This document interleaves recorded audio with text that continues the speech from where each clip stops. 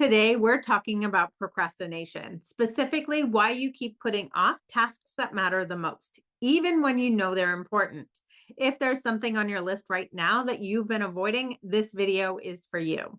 Most people think that procrastination is a discipline problem. You don't have enough motivation, you're not organized enough, you need a better schedule. And the advice that follows is always some version of the same thing. Time block your calendar, set a timer, break tasks into smaller pieces. Most of us have tried many of these strategies in the past, and some of it helps, at least a little bit, but we keep procrastinating anyway.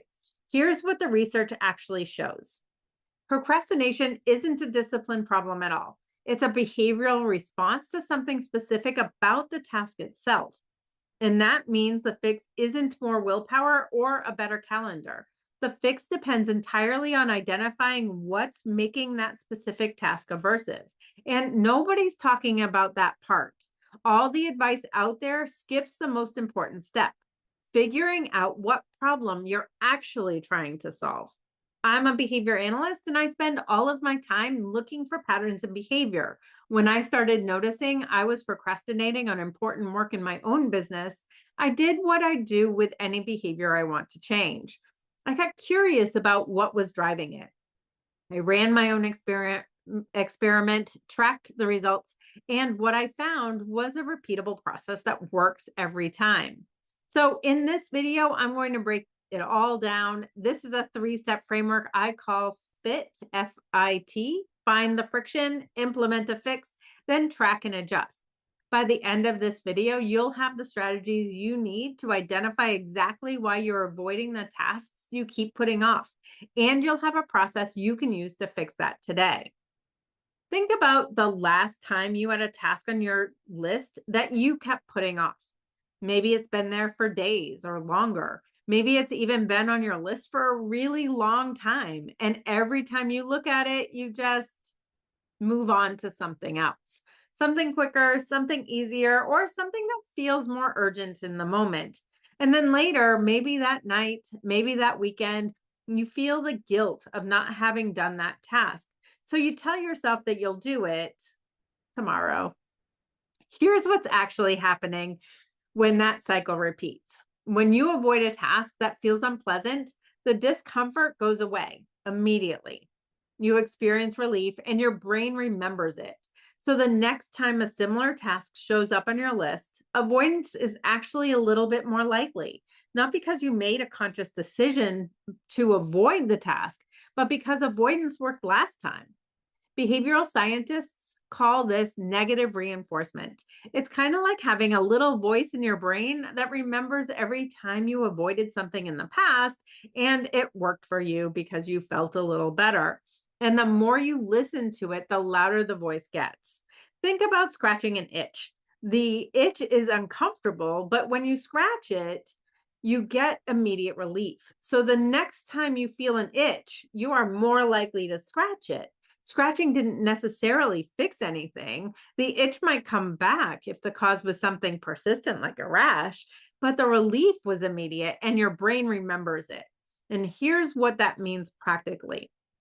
The longer a task sits on your list unstarted, the stronger that avoidance pattern becomes.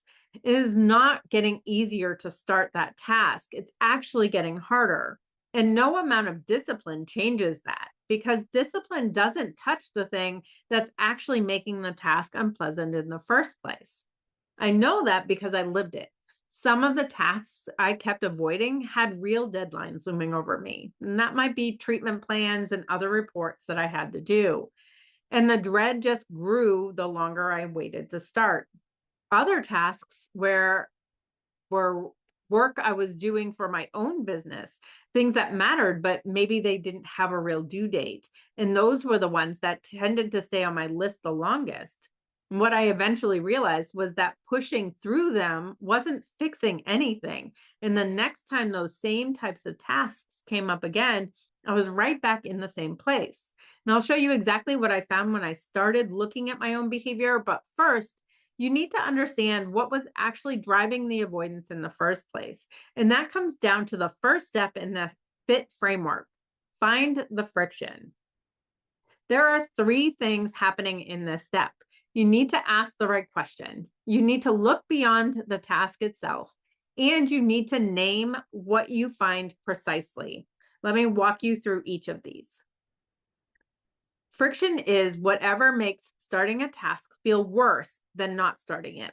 It's the specific thing or combination of things that tips the scale toward avoidance. Friction is not always in the task itself. Sometimes it's in the conditions around the task. It might be your schedule, your list, your environment. A task that would take you 10 minutes in the right conditions can sit undone for days in the wrong ones. Think about a session note. It's not a complicated task.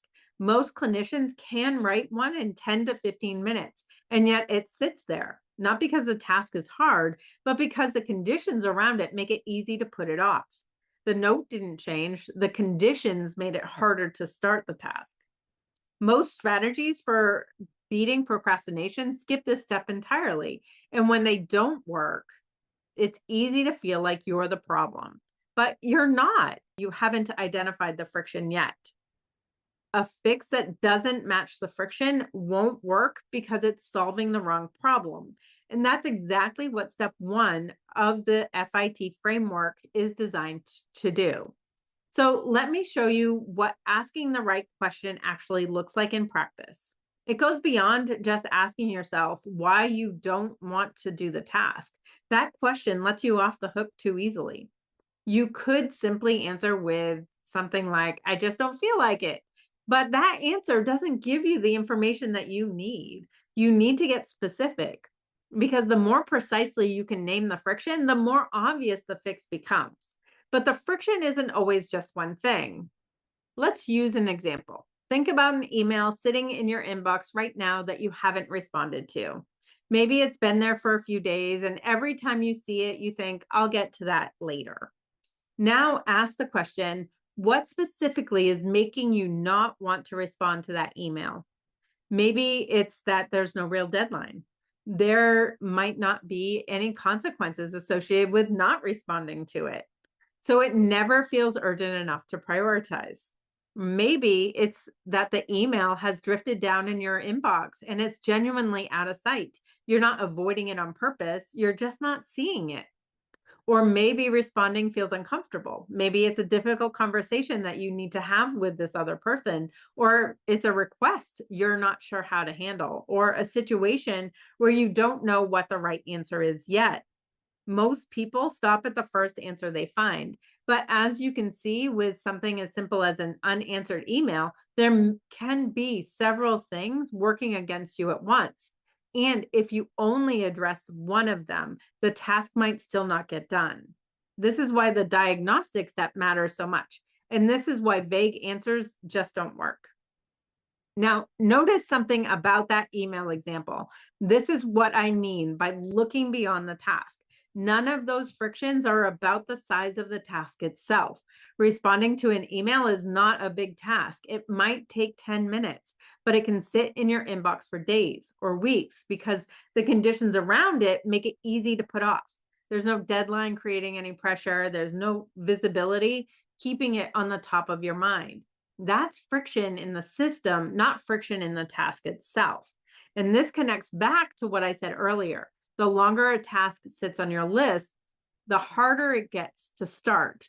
And a task with no deadline has nothing telling you it needs to happen today. So it just keeps getting put off. And this is why naming it precisely is so important. When you ask yourself what the friction is, stay with the question long enough to get all the information. Don't accept that first answer that comes to mind, especially if it's vague. You should be able to finish this sentence. The reason I'm not starting this task is. If you can't finish it specifically, you're not ready for step 2 yet. Finding the friction is harder than it sounds. Most people think they already know what it is. I thought I did too. Ask the right question. Look beyond the task. Name it precisely. That's step 1. And you need all 3 before step 2 will work. In my own experiment, I thought I had identified my friction correctly the first time. I implemented a fix and it helped, but the task still wasn't getting done consistently. I'll show you exactly what I missed in just a few minutes. But first, let's talk about what to actually do once you find the friction. So, step 2 of FIT is implement a fix. And the way I think about it is this: there are 3 levers available to you. You can change the task, you can change the conditions around it, or you can change your approach to it. The job is to identify which lever most directly addresses the friction you found in step 1. You don't need to pull all 3, you just need to pull the right one. Let's start with changing the task. This is the right lever when the friction is the task itself. It's too large, too vague, or structured in a way that makes starting feel impossible. The fix is to modify the task until starting feels more manageable. For me, one of the tasks I had a hard time completing was creating a CEU course. It had been on my list for a really long time. Every time I looked at it, I'd think, I'll start that next week. And then next week would come and the same thing would happen. The deadline I had set for myself kept moving. Then I finally asked what specifically was making me not want to start the task.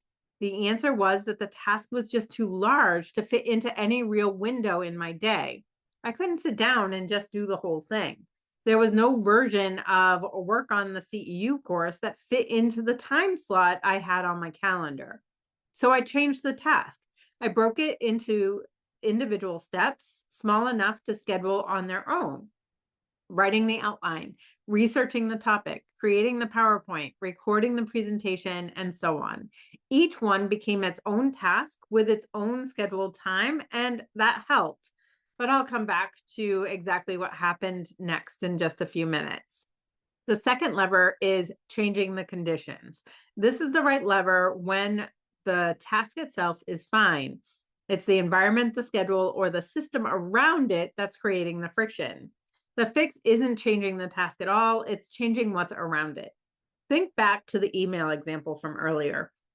The email itself wasn't the problem, but it had no deadline, no visibility, and no time set aside to respond to it. Those are all conditions, and each one has a practical fix. It's not visible, then you can flag it, and that can keep it in front of you. If it doesn't have a deadline, you can give it one. Even an arbitrary one creates enough pressure to compete with other priorities.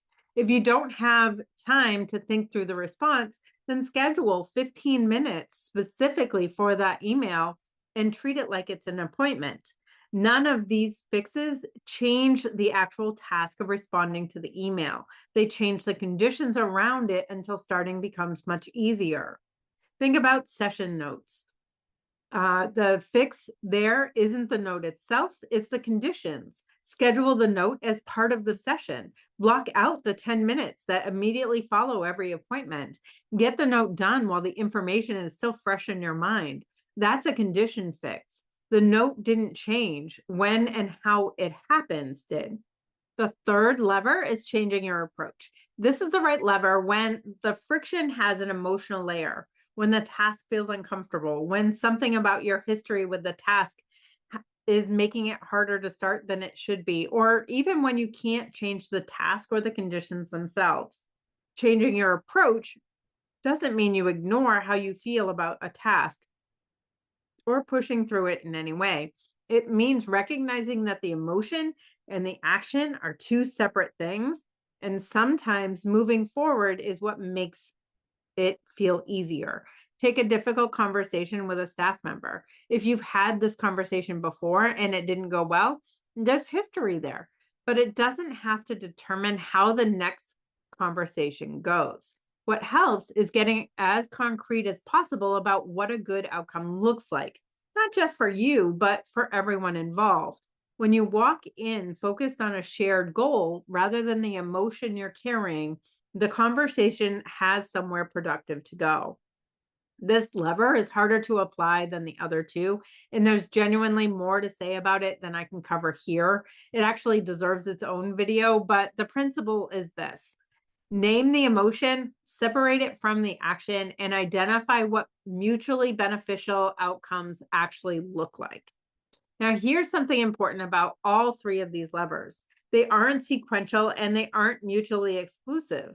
Your friction might align clearly with one of them, or it might align with two. And if the fix you choose doesn't fully work, that's not a sign that the framework failed. That's actually what step 3 is designed to catch, which brings us to the part of this framework that I think is actually the most underrated and the part that made the biggest difference in my own experiment. Step 3 of FIT is track and adjust. And unlike the first two steps, this one doesn't end. It's a loop you run for as long as you need to until the task is getting done consistently and the friction is reduced. There are 3 parts to it: track, adjust, and iterate. First, track. Tracking means paying attention to 2 things. First, is the task actually getting done? Not just getting scheduled or planned, but actually getting done. And then second is, how does the task feel now compared to before you implemented the fix? Is it still as aversive as it was? Has anything started to shift? Tracking doesn't require a complex system. It can be as simple as looking at your task list at the end of the day and answering one question honestly. Did I do what I planned to do? If the answer is yes, consistently, the fix matched the friction and you can keep going. If the answer is no, or only sometimes, that's not a sign that the framework failed. That's information and it tells you actually exactly where to look next. For me, the answer was only sometimes. I had identified the friction on my CEU course. The task was just too large to fit into any real window in my day. I broke it into those individual steps and scheduled each one, and that helped. I was making progress that I hadn't before, but the course still wasn't getting done on the timeline I had set for myself. And I still wasn't feeling confident in doing future courses. So I started paying closer attention to how I was actually spending my time. I had been doing a time audit, tracking my time in 10-minute blocks across different categories: correspondence, documentation, sessions, research, administrative tasks. And when I looked at what I had recorded, something stood out immediately. In almost every block, I was doing more than one thing, sometimes 3 or 4. I'd sit down to work on the CEU course, and within 10 minutes, I'd have responded to 2 emails, glanced at some documentation, and barely touched the actual task I had scheduled. I wasn't finishing anything. I was just moving between things. And here's what made this harder to catch. I had actually solved this problem before. I used to batch my correspondence and other tasks. I gave them specific times and had time set aside for email and messages. And rather than responding as they all came in, I would do it at a specific time. And that worked well. But somewhere along the way, I had drifted back to responding in real time. I was responding to every text message and every email as it arrived. And I hadn't noticed until I was looking at it right in front of me. In a 10-minute block, I was sometimes switching between 3 or 4 different tasks without completing any of them. Every time you shift your attention, there's a ramp up period before you're actually focused again. I was paying that cost over and over throughout the day without even realizing it. And that's what tracking gave me. If you want to hear more about time tracking, you can check out this video here. So the next step is to adjust. Once you know what tracking revealed, you make one change. You don't change everything at once. You just make one adjustment that directly addresses what you observed. The goal isn't to overhaul your whole system. It's to address the specific thing your tracking pointed to. So you're just going to pull one lever at a time. For me, tracking revealed 2 different things. My list was too full and my attention was too fragmented. So I made 2 adjustments, just one at a time. First, I used the Eisenhower matrix to clear my list. It's a simple prioritization tool based on 2 questions. Is this task urgent, and is this task important? Urgent and important gets done first. Important but not urgent gets scheduled. And then urgent but not important gets delegated where possible. And then finally, tasks that are neither urgent nor important get removed entirely. When I ran my list through that filter, I found things I had been carrying that I didn't need to be there. Removing them created real space for the tasks that were more important, not just on paper, but in my actual day. Then I returned to something I already knew worked. I went back to batching my correspondence and other tasks, specific times for email and messages. Everything else was protected from those types of interruptions. And then you iterate. This is the step most people skip. They make one adjustment, feel some improvement, and stop there. But improvement isn't the same as solved. And the only way to know the difference is to track again after the adjustment and see what changed. Iterating means running the loop again, track what's happening now, adjust if something is still getting in the way. Keep going until the task is getting done consistently and it no longer carries the same burden it did before. For me, that combination, a clearer list, batched correspondence, and protected focused time, was what finally allowed the steps I had scheduled to actually get done. So the broken down task analysis was the right first fix, but tracking showed me it was only part of the picture. There was a second friction underneath that I hadn't found the first time. And that's what iterate is for. You're not starting over, you're going deeper. And I want to say one more thing about this step because I think it is really important. The adjust part doesn't always mean finding something new. Sometimes, like in my case, it means returning to something that already worked and that had quietly drifted away from. A lot of clinicians assume that if a strategy stopped working, it wasn't the right strategy. But sometimes the strategy was exactly right. You just stopped doing it and you didn't notice until you were paying attention. So track, adjust, iterate, that's the loop. And that loop is what turns a one-time fix into a system that actually holds. So let's bring this together. FIT has 3 steps. Find the friction, identify specifically what's making the task harder to start than it should be, implement a fix, choose the lever that most directly addresses what you found, track and adjust. Observe honestly whether it worked and iterate until it does. That's the whole framework, and you can run it on any task you've been avoiding in under 5 minutes.